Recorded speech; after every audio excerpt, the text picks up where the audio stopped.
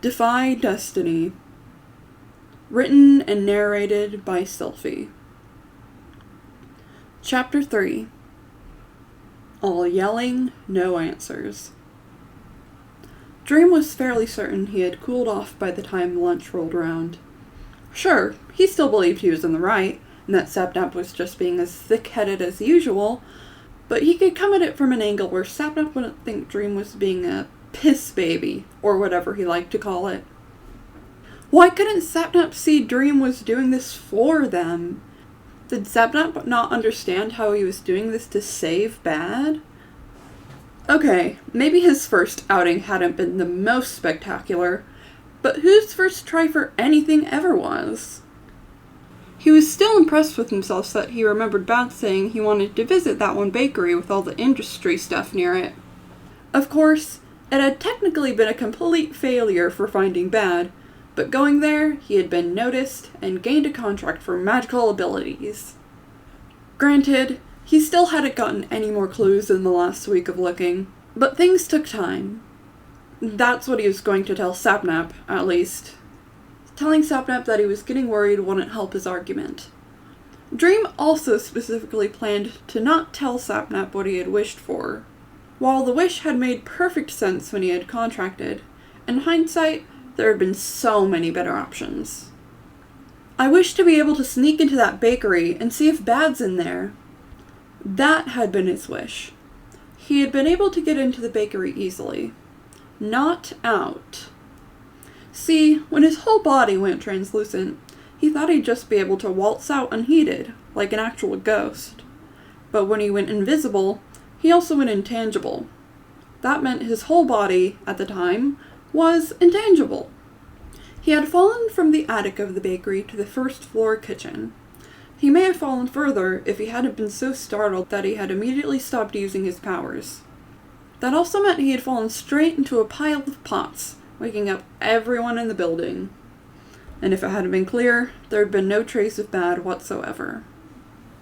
It was strange that his clothes and most of the things on his body became invisible with him, but it hadn't been the peak of his worries so far. When he had to go through solid walls, he had to slowly put one body part through at a time. What if he found Bad and he had to make a quick escape? Not if. When you find Bad, he corrected himself. He arrived at the cafeteria earlier than the rest of his friends, sitting down at the circular bench below the air vent.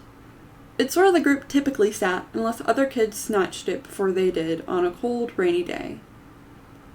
Dream always got there first. His class was the closest, and he brought his own lunch. Karl was second, which was odd for him. He usually walked in a bit after or with Sapnap, and stayed with him in the lunch line until Sapnap got his tray. Karl rarely brought a lunch or got one from school. He preferred to wait until he got home, so he could actually enjoy his meal. Today, Karl was beelining to where Dream was at, glancing back and forth around the large, crowded room. Dream gave him a smile as he sat down. "Hi," Dream greeted. Karl jumped slightly, as if not expecting to be spoken to. His hands were tightly clasped together on the table. "Oh, hey!" Karl's eyes kept darting to a table to the left of Dream. He looked pale, and he was shaking ever so slightly. "Oh no," Dream worried. "He's having an anxiety attack, isn't he?" "Karl," Dream reached a hand over to Karl's forearm, giving him another smile. "It's gonna be alright. I'm gonna talk to Sapnap, I'll get him to calm down, and I'll do a better job at explaining the whole magic thing to the both of you. Okay?" Karl gave a strained chuckle. "Thanks, but that's not really what I'm worried about." Sapnap appeared, glaring at Dream, dropping his heavy backpack on the table and making Karl jump with a sudden sound. Dream returned the glare. "Dude," Dream said, motioning towards Karl. "Jesus," he thought.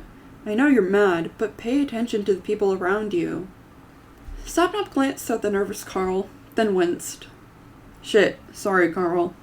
He rubbed Karl's shoulder as he sat down. Sapnap looked genuinely sorry, but that didn't stop him from sending another glare at Dream. "So," he began, "what made you think it would be a good idea to sell your soul to a cult?" "How many times have I got to tell you?" Dream forced himself to stay calm. It's not a cult. But you still sold your soul? Dream's mouth went dry. How the hell did he guess that? It's not exactly correct, but that's one of the things I can't talk about. He tried to recover from this moment of silence, but despite how unobservant Sapnap could be at times, he knew Dream well. You sold your goddamn soul. It was a statement, not a question. Sapnap's incredulous face would have been funny if it wasn't for the way he looked directly into Dream's eyes without blinking. Great fucking job, Dream. Karl's eyes were still frantically darting around the cafeteria, and Dream doubted that new revelation helped his worry. It's not like that. Then what's it like? Sapnap cut off Dream. What's it like then, Dream? Sapnap's accusatory glare was relentless. I already said, You can't tell us anything. Right. Sapnap rolled his eyes. He was just being a dick at this point. You're not letting me speak. Dream's cool facade cracked as he raised his voice. But what could you even say, anyways? You already signed your soul away to who knows what just for a power trip. Seriously? Selling my soul just for a power trip? It was Dream's turn to be incredulous. Who do you think I am? I thought you were my friend, but then you lied to us about something that could get you killed. Who cares? Dream shouted back. I'm doing this to save Bad, idiot! I care, dumbass. We care. Sapnap slammed his hands on the table. And it looks like you're doing a shit job anyways. Sapnap was right, of course. Dream hadn't gotten any other leads than the bakery. As the argument lulled, they noticed the onlookers they had attracted from the other tables. Probably shouldn't have been yelling. Dream rested his head on his palm, too tired to return Sapnap's gaze anymore. He really hated yelling at his friends. Karl, who still looked anxious, noticed the lull and took advantage of it. Guys? He started, Sapnap and Dream immediately turning to look at him. Their faces must have unintentionally kept some hostility, since Karl gulped before continuing. You know that weird kid with the shaded glasses? Dream nodded, remembering the unpleasant time he had met him. His name was George, if he recalled correctly. Well, he kinda kept staring at me all morning? It was a bit weird, and now he's doing it again. Dream looked over his shoulder to where Karl was subtly pointing. There George was, sitting at a nearby table. But his head was tilted down towards the laptop he had in front of him, and one of his hands was using the mouse pad. I know I'm overreacting, Karl admitted, but it's freaking me out. Sapnap suddenly and forcefully stood up, eyes fixed on the boy with the laptop. He looked as if he was about to attack the guy for just unintentionally making Karl anxious. Sapnap, sit down, Dream ordered. Don't start any trouble right now. What would he even want with us? Sapnap hesitated, turning to Dream, then back to the oblivious George, and finally sat down with a grimace. If he does anything, Sapnap trailed off, protectively shifting closer to Karl. I know, Dream stated, but he hasn't. He's just on his computer, see? Karl seemed to relax a bit, but less from what Dream had said than Sapnap making it clear he wasn't going to let anything bad happen. It wasn't as if Dream wouldn't do the same in a heartbeat. Hell, he might even do more. But there wasn't any danger. Dream understood what it was like to have anxiety attacks. They sucked, but it didn't help to feed into an irrational worry. By trying to make it better, Sapnap could unintentionally make things worse for Karl. Dream sighed, once again resting his face on his palm. God, why was he so tired? He had been tired for the last week or so, with late nights searching for his missing friend. Today, however, he rested his eyes for a moment and put more of his head's weight on his arm. Hopefully, Pandora and its creepiness wouldn't show up in the next 18 hours, so he could have a full night's rest before... Without meaning to, the arm Dream was resting on went intangible, causing Dream's still tangible head to fall through his own arm and hit the table face first with a painful slam. Did he see that? Sapnap's voice was low, but urgent. Was he actually still stuck on that George guy? There's no way he could have seen anything, Dream groaned, rubbing his forehead. You can't, see magic without being a part of it, or something. To normal onlookers, it would have seemed like Dream's arm had just moved to the side on its own. Chuckles from nearby tables proved that. Dream had already confirmed this other times when his powers had activated for no reason. His foot falling through the floor like he had just tripped, and a pencil falling through his hand just made him look clumsy. And besides, Dream continued, you said that he was just acting weird, not anything magical. It seemed like Karl's unreasonable worries were rubbing off. That's when Karl's eyes went wide, and he spoke frantically in a whisper yell. He definitely saw it! Seriously? Dream asked, turning his head to see what they were fussing about. You two need to calm... Dream cut himself off as he saw George look straight towards him and close his laptop. Then, the kid with tinted glasses stood up and began walking straight towards their table. Shit. Sapnap began to rise, but Dream shot him a pointed look. Not yet, it said. Sapnap put a low arm in front of Karl anyways. George stepped up to Dream, laptop carried under his arm. Expression unreadable.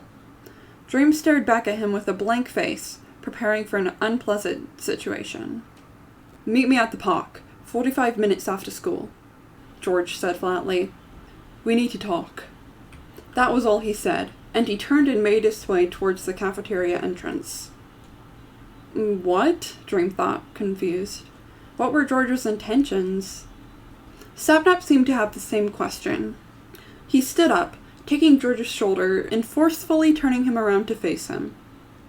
What was that? Sapnap's voice was a low growl.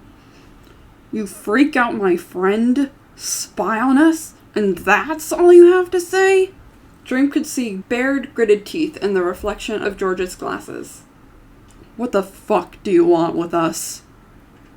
I don't care about you. I just need him. George motioned his head towards Dream. Shit, Dream thought. He did see my powers go off. George attempted to push Sapnap's arm, but it only caused Sapnap to start digging his fingernails into George's shoulder. George barely reacted to it. Stay the hell away from us. You got that?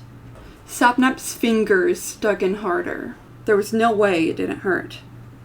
Answer me, he snarled, bringing his face closer to George's. This was starting to get out of hand. Dream swung his legs out from under the table, intending to get up and break the two apart. But George's next words stopped him before he could get any farther. Yeah, sure, he said, sarcasm clear in his tone. I guess you don't care about where your missing friend is then, huh?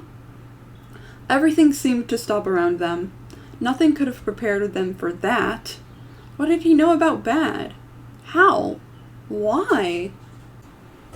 George took the moment of confusion to shrug off Sapnap's grasp. What? Sapnap started, and then Dream realized there was no going back now, with the way Sapnap paused and took a deep breath. It was the calm before the storm. You bastard. It was a whisper, and the whisper turned into a rock slide. You bastard! Sapnap raised a fist. People were staring now. How dare you! Karl appeared between Sapnap's fist and its sneering target. Dream had been so focused on Sapnap and George that he hadn't noticed Karl standing up and running to the two. Please, Karl's face was pleading. Please come down. Karl? Move. It was a real dick move to bring up such a sore subject, and George looked very aware of that fact. But why was Karl trying to stop what George deserved? Karl grabbed Sapnap's fists with both of his hands. I don't think it's worth it. Sapnap and Karl stared each other down, an unstoppable force versus what it was trying to protect. George, now out of immediate danger, looked over to Dream. See you after school, he said simply, and turned and walked to the exit of the cafeteria. Sapnap tore his fist from Karl's grasp, but instead of charging to continue the fight, he just gave a middle finger to George's back, who pushed his way out of the building. The students who had been watching turned back to what they were doing. The faculty members who had been worried about a fight stopped their march to the battlefield, and the three boys went back to their table in a thunderous silence. "Why the hell did you stop me, Karl?" Karl's eyes drilled holes into the table as he rubbed the face of his wristwatch. The air was static from lightning that may or may not strike, and he couldn't face that stare again today, so he didn't respond. "Karl!" Sapnap threw his hands into the air, exasperated. "You're the one he freaked out first. He saw Dream's magic." His hands fell back to the table in fists. "He purposely mentioned bad just to make us feel like shit." Karl agreed with Sapnap's reasoning wholeheartedly. He still couldn't look up and say that, however. "Sapnap, chill," Dream said. "I'm sure Karl has a perfectly logical explanation, even if we disagree." Oh, Karl's explanation was anything but logical. It had been the same feeling when he knew that guy had been staring at him, but much stronger. If Sapnap had gotten into a full-on fight with that kid, something bad would have happened to Sapnap. Something irreversible, unexpected, and deadly, but who or what it was deadly to wasn't clear. But the scariest part was that the feeling hadn't left. It had diminished, but it was still there. If Sapnap went too far, it would be devastating. That's part of why Karl was silent, to think of something he could do to prevent it. And the stares, of course. Karl was fairly certain Dream had his eyes on him now too, waiting for an answer. Karl didn't give him one. Sapnap gave a heavy sigh. "What do you mean, it isn't worth it? He was being a complete asshole. It was worth the trip to detention. Besides, I've been good this year, so I wouldn't have gotten expelled." The two stared a bit longer until they realized Karl wasn't going to speak up. "Whatever," Dream also sighed. "Why does George want to talk to me anyways? If he can see magic, surely he has some of his own." "You can't seriously be considering meeting up with that guy," Sapnap deadpanned. "He probably wants to kidnap you and take him to his evil lair." "But he implied he knew where Bad was." "He was obviously lying. How would he even know anything?" "It's possible, and it's a risk I'm willing to take." Dream's tone was unwavering. "If I go and get hurt, that's my mistake." "And why are you so opposed to saving Bad?" "Take that back," Sapnap said, and Karl knew Sapnap hated people implying he didn't care about his friends. "Now." Dream took a deep breath. "I'm sorry. I shouldn't have said that. I know you just don't want me to go missing too." Sapnap seemed satisfied with that. "Exactly. That's why, if you go, we're coming with you." "We are?" Karl thought, lifting his head up in confusion. They'd stopped staring at him, anyway. "What? No!" Dream exclaimed. "You guys don't have magic. You could get seriously hurt." "And so could you," Sapnap responded. "Even without magic, 3 against 1 is always better odds. It's a risk we're willing to take." Karl wasn't sure about the better odds, but he would take the risk regardless. "Besides, it's not like we'll be completely defenseless. Right, Karl?" Sapnap threw him a wink. Yeah." Karl had no clue what he was talking about, but it was a relief that the two seemed to have forgotten they were mad at Karl. Dream rubbed his forehead. He must have realized that there was no way he could stop Sapnap, since he already knew where and when George was expecting him. "Fine, whatever," Dream conceded. "We'll stop by both of your places so you can grab anything you want to bring." Everything had happened so quickly. Karl was still processing it. They weren't mad at him anymore. Now they were going into a dangerous situation involving magic? The possibility of saving Bad almost didn't seem real. What could 3 high schoolers do against the sick and twisted world of missing children? Sapnap gave a wide grin, throwing his arm around Karl's shoulders. He went on about how not even a ritualistic cult could stop the 3 of them when they worked together. It was a sweet sentiment, for sure, but despite his words of agreement, Karl couldn't convince himself it was true.